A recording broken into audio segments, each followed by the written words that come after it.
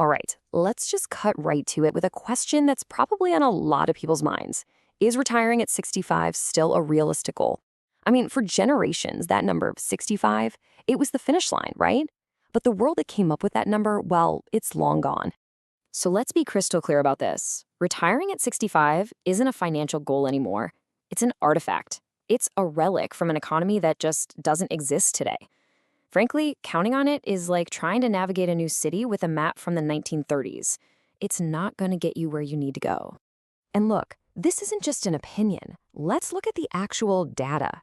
Back when Social Security was created, life expectancy was hovering right around 65.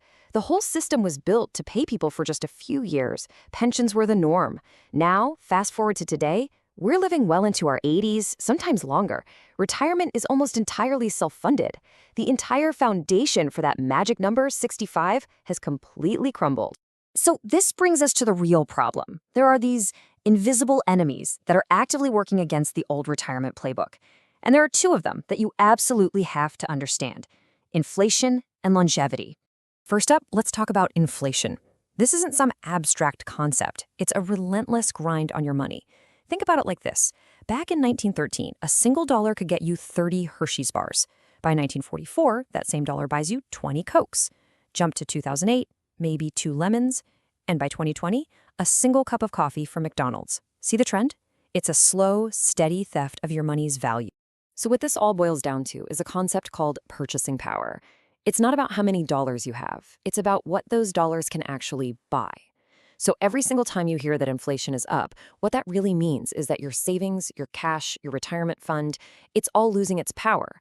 It is, for all intents and purposes, a silent tax on your wealth. You know, it's so easy to hear a number like 3% inflation and just shrug it off. It sounds small, right? It sounds manageable.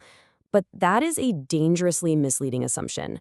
Let's see what even a low rate like that actually does to your hard-earned money over time. So let me ask you this. If inflation just chugs along at a steady 3% per year, how long does it take for the purchasing power of your savings to be cut in half? I mean, really think about that. Half of everything you've worked for just gone, vanished into thin air. The answer is a shockingly short 24 years. There's a simple little tool called the Rule of 72. You just divide 72 by the inflation rate. This right here is the quiet killer of retirement plans. All that money you have sitting safely in a savings account, it's not safe. It's in a fight it can't possibly win. Okay, so that's enemy number one. Enemy number two is a bit of a paradox, actually. It's longevity.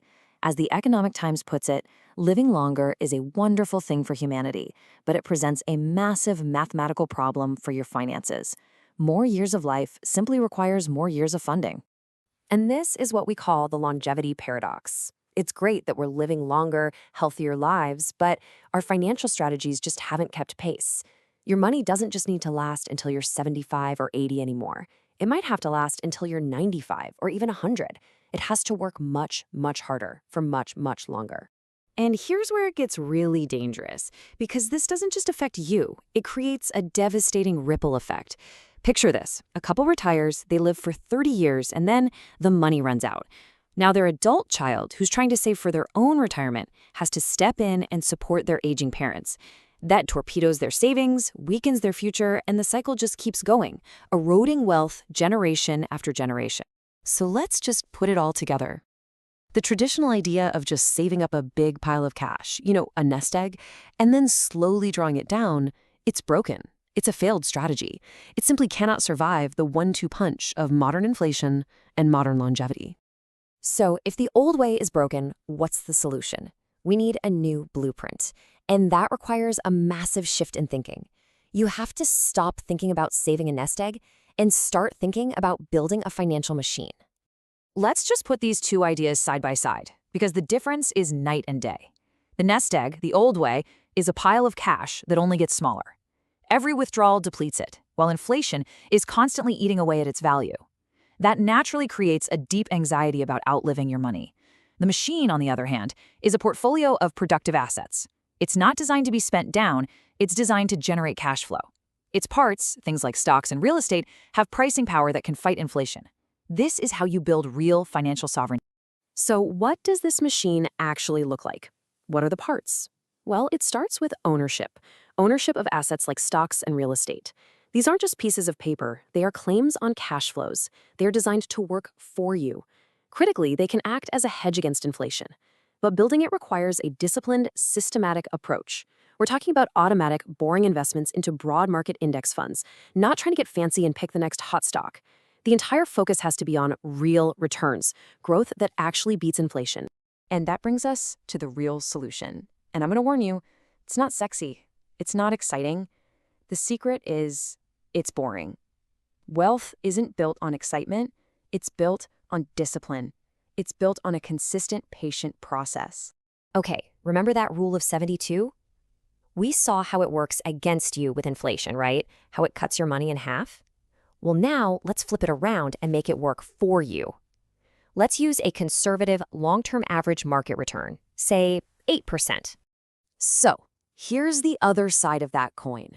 With your money invested and earning an average of 8% a year, how long does it take for that investment to double in value? Just 9 years. That's it. This is the beautiful math of compound growth.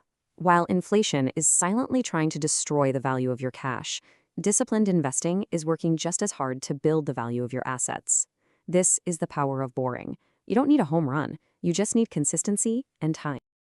So, at the end of the day, it all comes down to this one question. It's a simple choice, but it's one that will define your entire financial future. Are you going to keep following the old broken map, building a pile of cash that's designed to run out? Or are you going to build a resilient, productive financial machine that's designed to support you for the rest of your life?